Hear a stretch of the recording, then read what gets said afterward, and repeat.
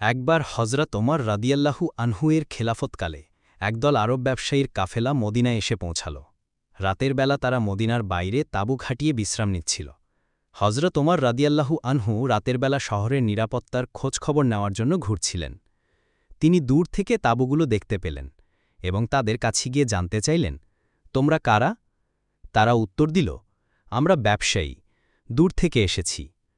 হজরত ওমর রাদিয়াল্লাহু আনহু তাদের একজন প্রহরী হতে চাইলেন।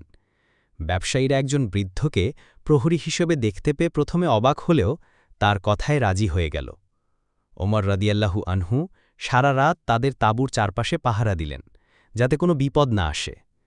ভোরের দিকে ব্যবসায়ী কাফেলার একজন সদস্য তার পাশে গিয়ে দেখলেন তিনি মাটিতে শুয়ে ঘুমাচ্ছেন। তখন তিনি বুঝতে পারলেন যে তিনি আর কেউ নন, স্বয়ং খলিফা উমর রাদিয়াল্লাহু আনহু। এই মহান মানুষটির ন্যায়পরায়ণতা ও জনগণের প্রতি ভালোবাসার কথা শুনে ব্যবসায়ীরা বিস্মিত হয়ে গেল।